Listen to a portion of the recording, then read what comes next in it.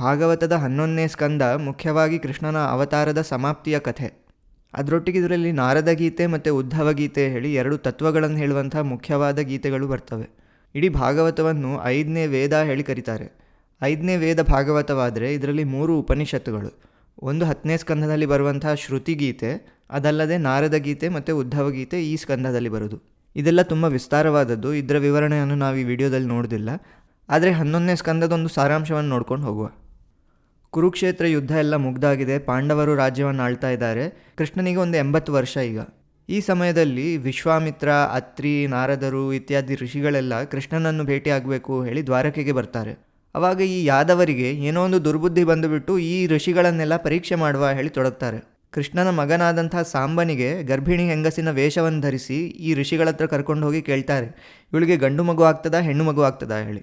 ಋಷಿಗಳಿಗೆ ಸಿಟ್ಟು ಬಂದು ಹೇಳ್ತಾರೆ, ಗಂಡು ಮಗು ಅಲ್ಲ ಹೆಣ್ಣು ಮಗು ಅಲ್ಲ, ನಿಮ್ಮ ವಂಶವನ್ನು ನಾಶ ಮಾಡುವಂಥ ಒಂದು ಕಬ್ಬಿಣದ ಸಲಾಕೆ ಅವನಿಂದ ಬರ್ತದೆ ಹೇಳಿ.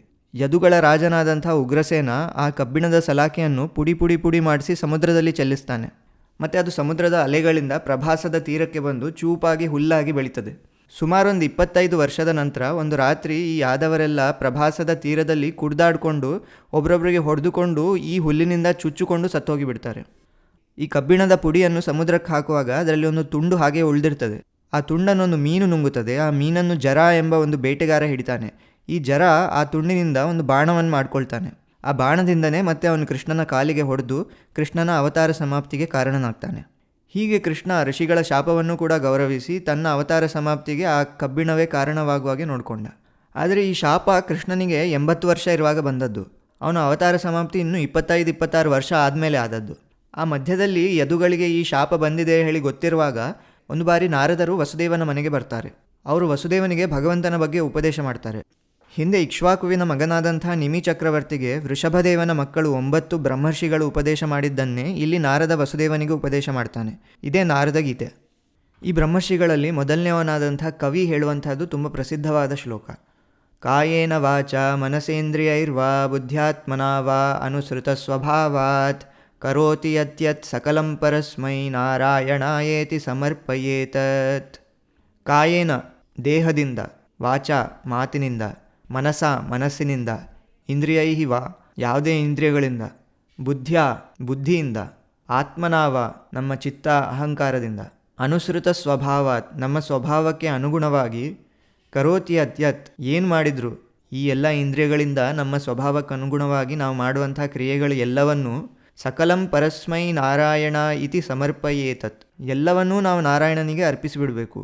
ಈ 9 ಬ್ರಹ್ಮರ್ಷಿಗಳಲ್ಲಿ ಇನ್ನೊಬ್ಬ ದ್ರಮಿಳ ಹೇಳಿ ಭಗವಂತನ 35 ಅವತಾರಗಳನ್ನು ಹೇಳ್ತಾನೆ. ಬ್ರಹ್ಮ ಮತ್ತು ಶಿವನೊಳಗಿರುವಂಥ ಭಗವಂತ, ಸ್ವತಃ ವಿಷ್ಣು, ನರ, ನಾರಾಯಣ, ಹಂಸ, ದತ್ತಾತ್ರೇಯ, ಸನತ್ಕುಮಾರ, ವೃಷಭದೇವ, ಹಯಗ್ರೀವ ಮತ್ತು ದಶಾವತಾರಗಳು, ವೇದವ್ಯಾಸ, ತಾಪಸ ಮತ್ತು ಕೊನೆಗೆ ಎಲ್ಲ ಮನ್ವಂತರಗಳ ಉಪೇಂದ್ರರನ್ನು ಇಲ್ಲಿ ಹೇಳ್ತಾರೆ. ಇಲ್ಲಿ ನರನಾರಾಯಣ ಅವತಾರದ ಕಥೆಯೂ ಬರ್ತದೆ. ಭಗವಂತನ ಅವತಾರವಾದಂಥ ನರನಾರಾಯಣರು ತಪಸ್ಸು ಮಾಡ್ತಾ ಇರುವಾಗ ಕಾಮ ಅವರ ತಪಸ್ಸನ್ನು ಭಂಗಗೊಳಿಸಬೇಕು ಹೇಳಿ ಅಪ್ಸರಾ ಸ್ತ್ರೀಯರನ್ನು ಕರ್ಕೊಂಡು ಬಂದು ಈ ನರನಾರಾಯಣರ ಮುಂದೆ ನಾಟ್ಯವಾಡಿಸ್ತಾನೆ. ಆವಾಗ ಈ ನರನಾರಾಯಣರು ಇನ್ನೂ ಅಪ್ಸರಾ ಸ್ತ್ರೀಯರನ್ನು ಸೃಷ್ಟಿ ಮಾಡಿ ನಿಮಗೆ ಕಮ್ಮಿ ಆದರೆ ಇವರನ್ನು ತಗೊಂಡು ಹೋಗಿ ಹೇಳಿಕೊಡ್ತಾರೆ. ಇದರಲ್ಲೇ ಒಬ್ಬಳು ಅಪ್ಸರಾ ಸ್ತ್ರೀ ಊರ್ವಶಿ. ಕಾಮದೇವ ಕ್ಷಮೆ ಬೇಡಿ ಅವರನ್ನು ತಗೊಂಡು ಹೋಗ್ತಾನೆ. ಇಲ್ಲಿ ಶುಕಾಚಾರ್ಯರು ಹೇಳ್ತಾರೆ, ಕಾಮವನ್ನು ಗೆದ್ದವರಾದರೂ ಇರ್ತಾರೆ, ಆದರೆ ಕೋಪವನ್ನು ಗೆಲ್ಲೋದು ತುಂಬ ಕಷ್ಟ.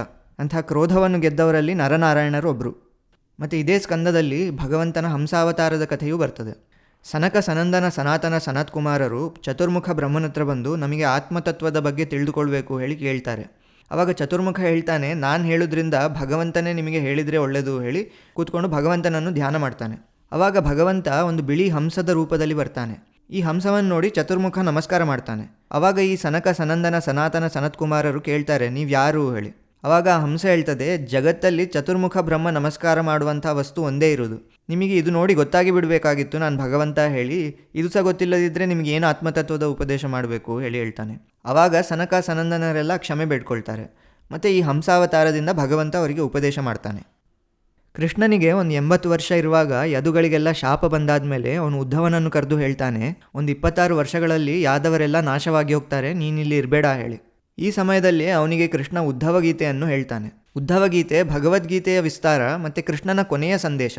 ಈ ಉದ್ಧವ ಗೀತೆಯನ್ನು ಹೇಳಿ ಆದಮೇಲೆ ಕೃಷ್ಣ ಉದ್ಧವನ ಹತ್ರ ಹೇಳ್ತಾನೆ, ನೀನು ಬದರಿಗೆ ಹೋಗಿ ಈ ಜ್ಞಾನವನ್ನೆಲ್ಲ ಋಷಿಗಳಿಗೆ ಹಂಚು, ಅಲ್ಲಿಂದ ಅದು ಮತ್ತೆ ಭಾರತ ದೇಶಕ್ಕೆಲ್ಲ ಹರಿದುಕೊಂಡು ಬರ್ತದೆ ಹೇಳಿ.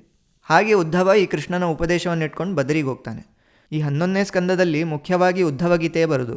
ಒಂದು 1000 ಶ್ಲೋಕಗಳಷ್ಟು ದೊಡ್ಡದುಂಟು ಉದ್ಧವ ಗೀತೆ. ಈ ವಿಡಿಯೋದಲ್ಲಿ ಅದನ್ನು ನಾನು ವಿವರಿಸಿಲ್ಲ. ಬದರಿಗೆ ಹೋದಂಥ ಉದ್ಧವ ಮತ್ತು 26 ವರ್ಷಗಳಾದಮೇಲೆ ಕೃಷ್ಣ ತನ್ನ ಅವತಾರ ಸಮಾಪ್ತಿ ಮಾಡಲಿಕ್ಕೆ ಹೋಗುವಾಗ ಪುನಃ ಮರಳಿ ಬಂದು ಕೃಷ್ಣನೊಟ್ಟಿಗೆ ಸ್ವಲ್ಪ ಸಮಯ ಇರ್ತಾನೆ. ಕೃಷ್ಣನಿಗೆ 104 ವರ್ಷ ಇರುವಾಗ ದೇವತೆಗಳು ಬಂದು ಕೃಷ್ಣನನ್ನು ಅವತಾರ ಸಮಾಪ್ತಿ ಮಾಡು ಹೇಳಿ ಬೇಡ್ಕೊಳ್ತಾರೆ. ಯದು ವಂಶೇವ ತೀರ್ಣಸ್ಯ ಭವತಃ ಪುರುಷೋತ್ತಮ ಶರಚ್ಛತಂ ವ್ಯತೀಯಾಯ ಪಂಚವಿಂಶಾಧಿಕಂ ಪ್ರಭೋ. ಯದು ವಂಶೇ ಅವತೀರ್ಣಸ್ಯ, ಯದುವಂಶದಲ್ಲಿ ಅವತಾರ ಮಾಡಿ ಬಂದಿ. ಭವತಃ ಪುರುಷೋತ್ತಮ, ಓ ಪುರುಷೋತ್ತಮನೇ, ಪುರುಷರಲ್ಲಿ ಉತ್ತಮನಾದವನೇ.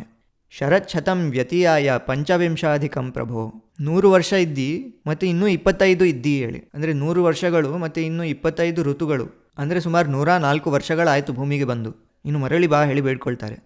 ಕೃಷ್ಣ ಹೇಳ್ತಾನೆ, ನೀವು ಹೋಗಿ, ನಾನು ಶೀಘ್ರವಾಗಿ ಅವತಾರ ಮುಗಿಸಿ ಬರ್ತೇನೆ ಹೇಳಿ. ಕೊನೆಗೆ ಕೃಷ್ಣನಿಗೆ 106 ವರ್ಷಗಳಿರುವಾಗ ಕೃಷ್ಣನ ಅವತಾರ ಸಮಾಪ್ತಿ ಆಯಿತು. ಒಂದು ಬಾರಿ ಕೃಷ್ಣ ಎಲ್ಲರನ್ನೂ ಪ್ರಭಾಸಕ್ಕೆ ಕಳಿಸ್ತಾನೆ. ದ್ವಾರಕೆಯಲ್ಲೆಲ್ಲ ತುಂಬ ದುರಂತಗಳಾಗ್ತಾ ಇವೆ, ನಾವು ಅಲ್ಲಿ ಹೋಗಿ ದೋಷ ಪರಿಹಾರ ಮಾಡಿಕೊಳ್ಳುವ ಹೇಳಿ ಪ್ರಭಾಸಕ್ಕೆ ಕಳಿಸ್ತಾನೆ. ಪ್ರಭಾಸದಲ್ಲಿ ಎಲ್ಲ ಆದಮೇಲೆ ರಾತ್ರಿ ಸಮುದ್ರ ತೀರದಲ್ಲಿ ಕೂತ್ಕೊಂಡು ಈ ಯಾದವರೆಲ್ಲ ಮದ್ಯಪಾನ ಮಾಡ್ತಾರೆ. ಕುಡಿದು ಮೈ ಮರೆತು ಏನೋ ಜಗಳ ಶುರುವಾಗ್ತದೆ. ಒಬ್ರೊಬ್ರಿಗೆ ಹೊಡೆದುಕೊಂಡು ಅಲ್ಲಿರುವಂಥ ಚೂಪಿನ ಹುಲ್ಲಿನಿಂದ ಚುಚ್ಚುಕೊಂಡು ಸತ್ತೋಗ್ತಾರೆ. ಇದನ್ನು ಕಂಡ ಬಲರಾಮ ಸಮುದ್ರದೊಳಗೆ ಹೋಗಿ ತನ್ನ ಶೇಷಾವತಾರವನ್ನು ಧರಿಸಿ ಹೋಗಿಬಿಡ್ತಾನೆ. ಕೃಷ್ಣ ಅವನ ವಂಶವನ್ನೆಲ್ಲ ನಾಶ ಆಗುವುದನ್ನು ದೂರ ನಿಂತು ನಗುಮುಖದಿಂದ ನೋಡ್ತಾ ಇರ್ತಾನೆ. ಕೊನೆಗೆ ಅವನೊಂದು ಕಾಡಿನಲ್ಲಿ ಹೋಗಿ ಕೂತ್ಕೊಳ್ತಾನೆ. ಅಲ್ಲಿ ಜರನೆಂಬ ಬೇಟೆಗಾರ ದೂರದಿಂದ ನೋಡಿ ಅವನಿಗೆ ಕೃಷ್ಣನ ಕಾಲು ಒಂದು ಪ್ರಾಣಿಯಾಗಿ ಕಾಣ್ತದೆ. ಅದಕ್ಕೆ ಬಾಣ ಹೊಡಿತಾನೆ. ಆ ಬಾಣ ಹೋಗಿ ಕೃಷ್ಣನ ಹೆಬ್ಬೆರಳಿಗೆ ತಾಗ್ತದೆ. ಯಾವ ಸಾಮಾನ್ಯ ಮನುಷ್ಯನೂ ಹೆಬ್ಬೆರಳಿಗೆ ತಾಗಿದ್ದಕ್ಕೆ ಸಾಯುವುದಿಲ್ಲ. ಕೃಷ್ಣ ಇದನ್ನೊಂದು ನೆಪವಾಗಿ ಉಪಯೋಗಿಸಿ ತನ್ನ ಅವತಾರವನ್ನು ಸಮಾಪ್ತಿ ಮಾಡಿದ ಅಷ್ಟೇ. ಆದರೆ ಅವನ ಅವತಾರವನ್ನು ಮುಗಿಸುವ ಮುಂಚೆ ಅವನು ಅರ್ಜುನನಿಗೆ ಒಂದು ಸಂದೇಶವನ್ನು ಕಳಿಸ್ತಾನೆ. 7 ದಿನಗಳಲ್ಲಿ ದ್ವಾರಕೆ ಇಡೀ ಮುಳುಗಿ ಹೋಗ್ತದೆ. ಇಲ್ಲಿ ಉಳಿದಿದ್ದಂತಹ ಸ್ತ್ರೀಯರು, ಮಕ್ಕಳು ಇವರನ್ನೆಲ್ಲ ಬಂದು ನೀನು ರಕ್ಷಿಸಿ ಕರ್ಕೊಂಡು ಹೋಗು ಹೇಳಿ. ಅರ್ಜುನ ಅವರನ್ನು ರಕ್ಷಿಸಿ ಕರ್ಕೊಂಡು ಹೋಗ್ತಾ ಇರುವಾಗ ಪುಂಡರು, ಡಕಾಯಿತರು ಎಲ್ಲ ಬಂದು ಅವರ ಮೇಲೆ ದಾಳಿ ಮಾಡಿ ಅವರನ್ನೆಲ್ಲ ಅಪಹರಿಸಿ ಅವರ ಸಂಪತ್ತನ್ನೆಲ್ಲ ಕದ್ದು ತೆಕೊಂಡು ಹೋಗ್ತಾರೆ. ಅರ್ಜುನನಿಗೆ ಏನು ಮಾಡಿದರೂ ಅವರನ್ನು ನಿಲ್ಲಿಸ್ಲಿಕ್ಕೆ ಆಗ್ತಿಲ್ಲ. ಅವಾಗ ಅವನಿಗೆ ಗೊತ್ತಾಗ್ತದೆ ಅವನಷ್ಟು ವೀರನಾದರೂ ಕೃಷ್ಣ ಇಲ್ಲದೆ ಅವನಿಗೆ ಏನೂ ಸಾಮರ್ಥ್ಯ ಇಲ್ಲ ಹೇಳಿ. ಹೀಗೆ ಹೋಗಿ ಯುಧಿಷ್ಠಿರನ ಹತ್ರ ಹೇಳ್ತಾನೆ, ಕೃಷ್ಣ ಇಲ್ಲದೆ ನಾವಿರುವುದು ವ್ಯರ್ಥ ಹೇಳಿ. ಪಾಂಡವರೆಲ್ಲರೂ ಪರೀಕ್ಷಿತನಿಗೆ ಪಟ್ಟಾಭಿಷೇಕ ಮಾಡಿ ತಮ್ಮ ಅವತಾರಗಳನ್ನು ಸಮಾಪ್ತಿ ಮಾಡ್ತಾರೆ. ಪಾಂಡವರ ಸಮಯದಲ್ಲಿ ಕಲಿಯುಗ ಪ್ರಾರಂಭವಾಗಿದೆ. ಕಲಿಯುಗ ಪ್ರಾರಂಭವಾಗಿ 36 ವರ್ಷಗಳು ಪಾಂಡವರು ರಾಜ್ಯವಾಳಿದರು. ಇನ್ನು ಇಲ್ಲಿಂದ ಮುಂದೆ ಪರೀಕ್ಷಿತ ರಾಜ್ಯವಾಳಿದ. ಇಲ್ಲಿಗೆ 11ನೇ ಸ್ಕಂದ ಮುಗೀತು. ಕೃಷ್ಣಾವತಾರದ ಕಥೆಯೆಲ್ಲ ಮುಗೀತು.